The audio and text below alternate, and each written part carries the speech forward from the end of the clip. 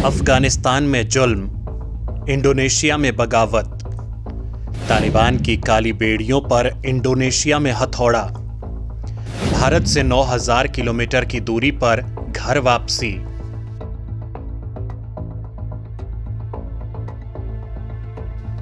छह 600 साल पहले एक पुजारी ने की थी भविष्यवाणी, हिंदू धर्म से मुंह मोड़ा तो धरती पर आएगा भूकंप।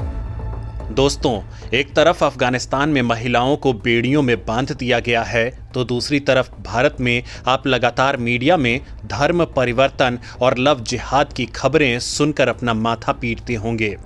लेकिन दोस्तों, क्या आप जानते हैं, भारत से 9000 किलोमीटर की दूरी पर 600 साल पहले एक पुजारी ने जो भविष्यवाणी की थी वो सच साबित हो रही है। दोस्तों, क्या आपको पता है, विश्व के सबसे बड़े इस्लामिक देश में महिलाओं ने घर वापसी शुरू कर दी है। दोस्तों, अगर आपको सबसे बड़े मुस्लिम देश में घर वापसी की खबर से अनजान हैं, अगर आपको नहीं पता है कि 600 साल पहले कैसे एक हिंदू राजा की गलती ने एक देश का इस्लामीकरण कर दिया, तो फिर आप इस वीडियो को अंत तक देखिए। दोस्तों, आज हम आपको उस महिला की कहानी बताने जा रहे हैं जिन्होंने 70 साल की उम्र में सनातन धर्म का हाथ थामा। और दोस्तों, आज हम आपको ये भी बताने वाले हैं कि कैसे एक राजा के दरबार में एक पुजारी ने आग बबूला होकर श्राप दे दिया था कि हे राजा, अगर तुमने हिंदू धर्म छोड़ने की गुस्ताखी की तो फिर तुम्हारे पूरे देश में हमेशा जलजला आता रहेगा।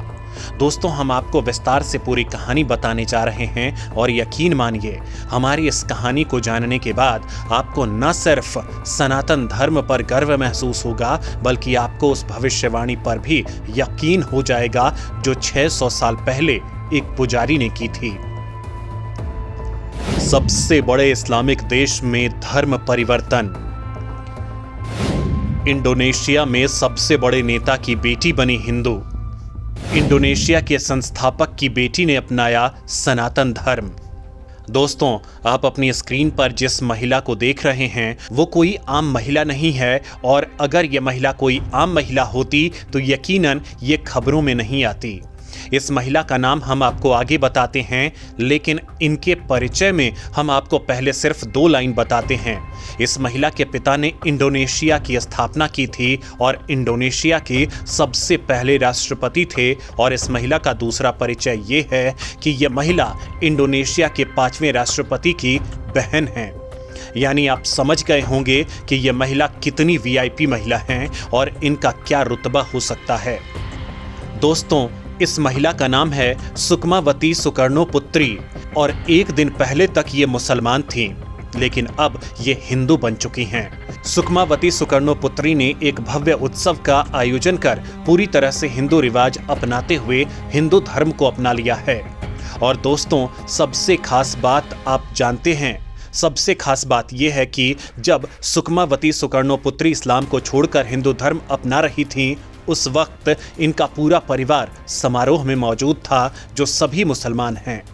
और दोस्तों, आप दूसरी दिलचस्प कहानी जानते हैं? अगर नहीं तो हम आपको बताते हैं।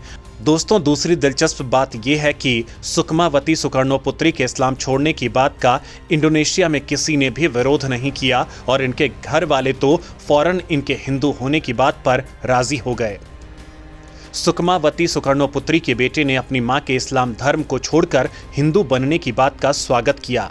दोस्तों, यही सनातन धर्म की सहिष्णुता है कि जिस देश में 600 साल पहले हिंदुओं ने इस्लाम का दामन थामा था, उनमें अभी भी सहिष्णुता बाकी है।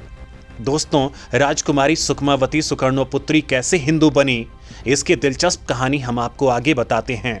लेकिन उससे पहले आपको हम उस पुजारी की भविष्यवाणी सुनाते हैं जिसमें उन्होंने एक राजा को श्राप दिया था कि अगर उसने हिंदू धर्म छोड़ा तो फिर उसके राज्य में हमेशा प्राकृतिक आपदा आती रहेगी।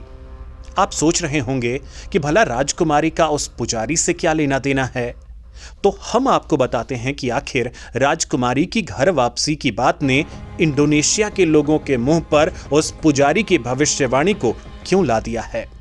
600 साल पहले पुजारी ने की थी भविष्यवाणी। पुजारी शब्दा पालन की भविष्यवाणी हो गई सच। दोस्तों, इंडोनेशिया में आज से करीब 600 साल पहले एक मजापहित साम्राज्य का शासन था और राजा ब्रविजय पांच उस साम्राज्य के राजा हुआ करते थे, जो एक हिंदू राजा थे। ब्रविजय पांच के दरबार में ही सबदा पालन पुजारी थे और उसी वक्त इंडोनेशिया में इस्लाम का आगमन हुआ था। साल 1478 में राजा ब्रविजय पांच ने हिंदू धर्म को छोड़कर इस्लाम को अपना लिया, जिसके बाद पुजारी गुस्से में आग बबूला हो गए थे और उन्होंने राजा को हिंदू धर्म नहीं छोड़ने का कई बार आग्रह किया, लेकिन राजा ने पुजारी की बात को मानने से इनकार कर दिया।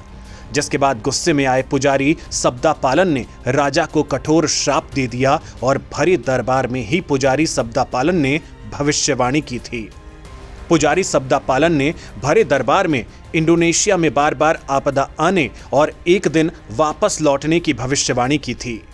दोस्तों, पुजारी सबदा पालन ने कहा था कि एक बार फिर से इंडोनेशिया में हिंदू धर्म की वापसी होगी और लोग एक बार फिर से हिंदू धर्म की तरफ जाना शुरू कर देंगे। प्राकृतिक कहर से कांपता रहेगा इंडोनेशिया। पुजारी के शाप से अब तक कांपता है देश। बार बार इंडोनेशिया में आता रहता है भूकंप।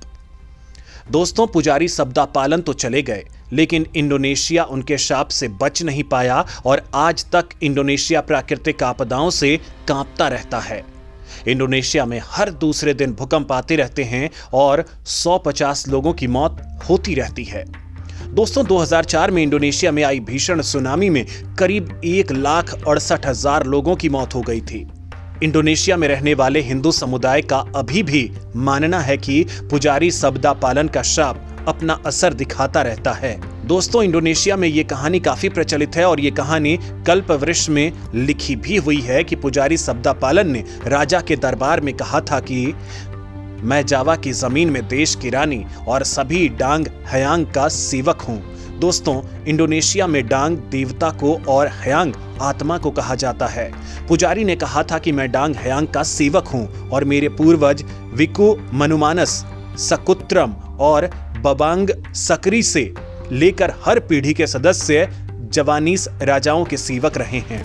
अब तक 2000 साल से ज्यादा बीत चुके हैं और उनके धर्म में कुछ भी बदलाव नहीं आया है। लेकिन अब जब राजा अपना धर्म बदल रहा है तो यहां से लौट रहा हूं। 500 सालों के बाद मैं यहां पर वापस हिंदू धर्म को लाऊंगा। उन्होंने राजा के सामने भविष्यवाणी करते हुए कहा कि महाराज, अगर आप इस्लाम को अपनाते हैं तो आपके वंश का नाश हो जाएगा और जावा में रहने वाले लोग धरती को छोड़ने के लिए मजबूर हो जाएंगे और यहाँ के लोगों को इस द्वीप को छोड़कर जाने के लिए मजबूर होना पड़ेगा। सच हो रही है पुजारी सबदा पालन की भविष्यवाणी। इंडोनेशिया में फिर से हिंदू धर्म अपना रहे हैं लोग। मंदिरों का फिर से करवाया जा रहा है जीर्णोद्धार। दोस्तों, कई लोगों को पुजारी सबदा पालन की बातें बचकानी लगेंगी और हो सकता है कई लोगों को यह कहानी मजाक लगे, लेकिन आपको यह जानकर आश्चर्य होगा कि साल 1978 के बाद इंडोनेशिया में काफी तेजी से मंदिरों के जीर्णोद्धार का काम शुरू किया गया। इंडोनेशिया के जावा द्वीप पर रहने वाले हजारों मुस्लिमों ने वापस हिंदू धर्म अपनाना शुरू कर दिया है और अब 70 साल की हो चुकी इंडोनेशिया के संस्थापक और पहले राष्ट्रपति की बहन सुकमावती ने हिंदू धर्म अपना लिया है और वो हिंदू धर्म में आ चुकी हैं। उनकी दादी न्योमन राय सिरिम्बेन भी एक हिंदू महिला थीं जो बाली की रहने वाली थीं और बताया जाता है कि सुकमावती के ऊपर हमेशा से हिंदू धर्म का काफी प्रभाव बचपन से ही रहा है। दोस्तों, एक तरफ अफगानिस्तान में तालिबान ने बंदूक के दम पर कट्टर इस्लामिक शासन को लागू कर दिया है और दूसरी तरफ इंडोनेशिया में अब एक बार फिर से लोग हिंदू धर्म की तरफ वापस आ रहे हैं। दोस्तों, आपको एक और दिलचस्प बात बताते हैं कि इंडोनेशिया ही दुनिया का एकमात्र इस्लामिक देश है जहां के सिक्कों पर भगवान गणेश की तस्वीर होती है और इंडोनेशिया के कई हिस्सों में दीपावली उसी तरह से मनाई जाती है जिस तरह से भारत में आप और हम दिवाली मनाते हैं।